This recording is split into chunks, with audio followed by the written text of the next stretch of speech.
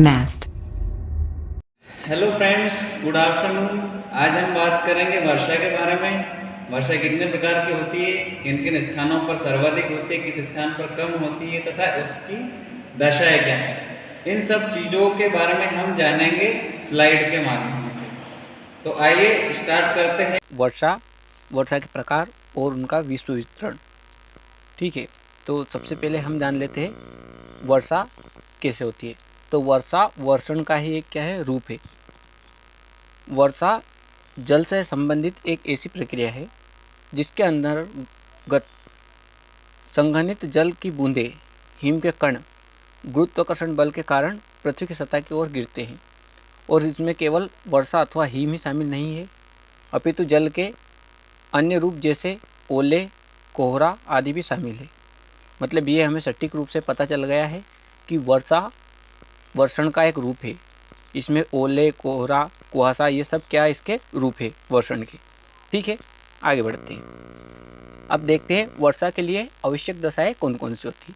तो सबसे पहले वर्षा के लिए सबसे पहली और मूलभूत आवश्यकता है जल का वाष्पीकरण। ठीक है, जल का वाष्पीकरण यानी जब जल भाप बनकर पृथ्वी से गर्म होकर ऊपर उठता है तो उसे कहते हैं वाष्प।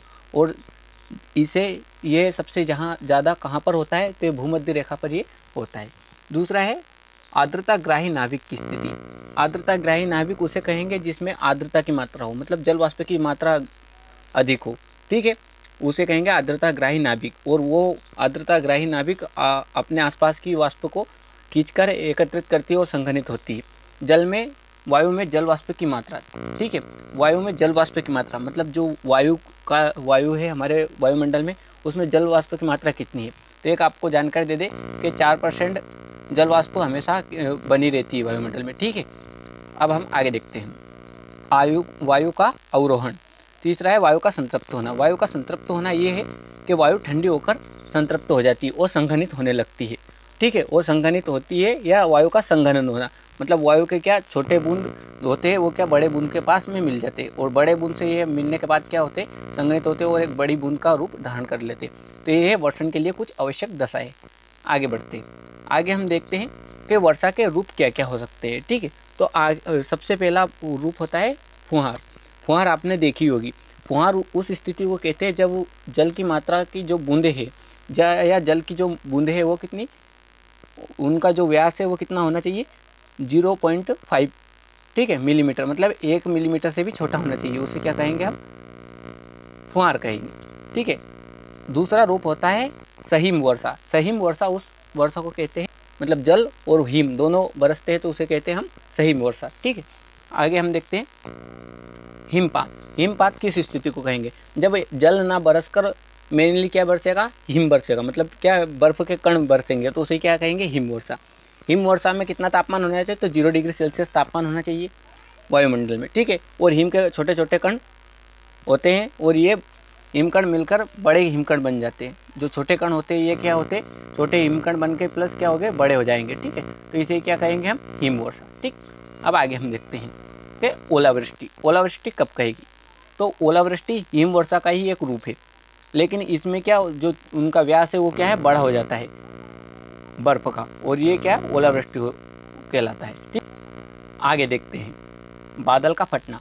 जब भीषण गर्जना के साथ या तूफान के साथ एक ऐसी स्थिति उत्पन्न हो जाती है जब कुछ ही समय में अत्यधिक तीव्र गति से पानी गिरने लगता है तो उसे हम कहेंगे बादल का फटना। ठीक है, कुछ इस प्रकार ये दिखाई देता है आसमान में।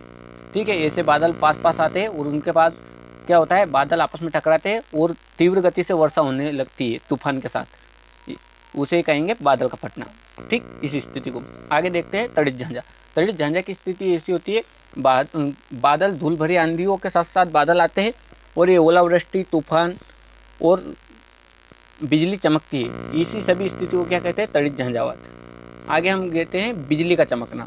बिजली का चमकना कौन सी स्थिति होती है, तो जब धनात्मक और ऋणात्मक, ठीक है, धनात्मक और ऋणात्मक आवेशित वाले बादल आपस में टकराते हैं तो उसी स्थिति को क्या कहेंगे हम बिजली का चमकना। एक धारा उत्पन्न होती है और वो धारा हमें पृथ्वी से ही दिखाई देती है और उसकी आवाज़ हमें बाद में सुनाई देती है। ठीक है, तो इसे कहेंगे हम बिजली का चमकना, कुछ इस प्रकार।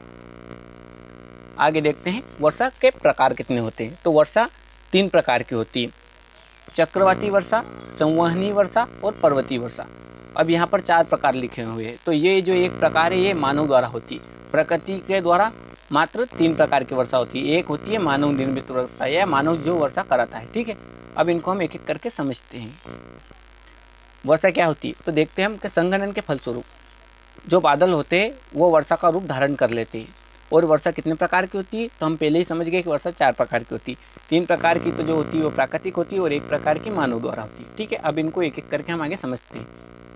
पहली होती है संवहनी वर्षा। संवहनी वर्षा उस वर्षा को कहते हैं जब धरातल पर या समुद्र का पानी गर्म होकर भाप बनकर ऊपर उठता है और उसके बाद वह ऊपर उठकर संतृप्त हो जाता है और दोपहर के बाद वो गिरने लगता है। तो इसे कहते हैं संवहनी वर्षा। ये कहाँ पर होती है तो ये मेनली होती है विषुवत रेखा के एरिए, ये विषुवत रेखा के जो देश है उन पर ये वर्षा होती है।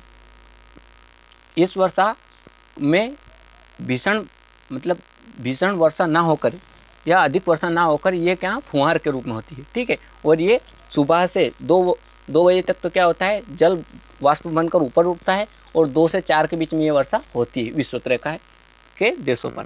ठीक है, आगे देखते हैं चक्रवाती वर्षा। तो चक्रवाती वर्षा कब होगी जब 2 वायु राशियाँ, ठीक है, जब 2 वायु राशियाँ आमने सामने मिलेगी। ठीक है, उसे ही कहेंगे चक्रवाती वर्षा। कुछ इस प्रकार, ठीक है, कुछ इस प्रकार मिलेगी तो उसे कहेंगे चक्रवाती वर्षा।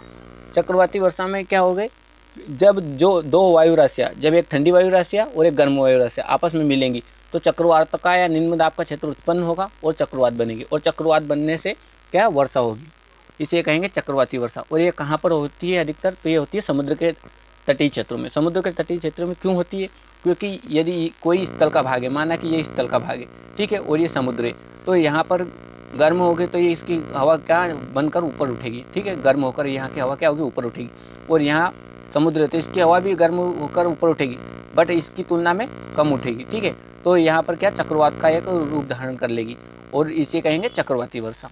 ठीक है, आगे हम देखते हैं पर्वतीय वर्षा। पर्वतीय वर्षा को मानसूनी वर्षा भी हम कह सकते हैं, लेकिन ये पर्वतों पर ही जाकर होती है। मानसूनी वर्षा का एक प्रकार है पर्वतीय वर्षा। देखते हैं पर्वतीय वर्षा कैसे होती है। जब समुद्र का जल भाप बनकर क्या होता है ऊपर उठता है और ऊपर उठने के बाद ये कहाँ जाता है वायुमंडल में चला जाता है। ठीक है, ऊपर उठने के बाद क्या जाता है वायुमंडल में चला जाता है और वायुमंडल में जाने के बाद ये जल कहाँ पर जाता है, ये किसी मतलब जो उनके मार्ग में, बादल के मार्ग में जो पर्वत आते हैं उनसे ये टकराता है और यहाँ पर क्या होती है वर्षा होती है। ठीक है, और इधर क्या होगा, इधर वर्षा नहीं होगी। क्यों? क्योंकि इधर ही जो ये टकराएंगे और यहीं पर ये वर्षा कराएंगे। ठीक है, और इधर इस क्षेत्र को क्या कहेंगे तो इसे कहेंगे वृष्टि छाया प्रदेश। ठीक है, और ये इसके दो, एक तो पवनामुखी और पवना विमुखी। ठीक, तो पवना विमुखी किसे कहेंगे, इस ढाल वाले क्षेत्र को। ठीक है, और पवनामुखी मतलब जिधर हवा चल रही है उसे कहेंगे हम बादल के इधर के साइड, जिधर आपको दिखाई दे रहा हो। ठीक, आगे हम देखते हैं पर्वतीय वर्षा।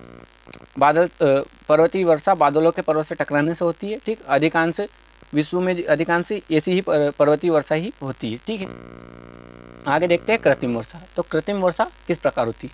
कृत्रिम वर्षा वायुयान की सहायता से की जाती है, ये मानव द्वारा की जाती है। ठीक है, इसमें क्या होता है कि आकाश में सिल्वर आयोडाइड का छिड़काव किया जाता है, जिससे सिल्वर आयोडाइड की उपस्थिति से जल वाष्प के जो कण, छोटे छोटे कण होते हैं, ये आपस में क्या मिलकर बड़े कण बन जाते हैं और बड़े कण बनने से ये क्या बादल का निर्माण कर लेते हैं, कुछ इस प्रकार। ठीक है, और बादल का निर्माण करने से संघनित हो जाते हैं और ये वर्षा कराते हैं, तो इसे कहते हैं संघनित वर्षा।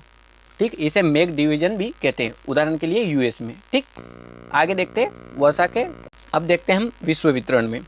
30 से 35 डिग्री उत्तरी और दक्षिणी अक्षांशों के बीच पूर्वी तटों पर अधिक वर्षा होती है और पश्चिमी तटों पर वर्षा कम होती है। इसलिए पश्चिमी तटों पर, महाद्वीप के पश्चिमी तटों पर क्या पाए जाते हैं, मरुस्थल पाए जाते हैं। ठीक है, ये आपको ध्यान में रखना है।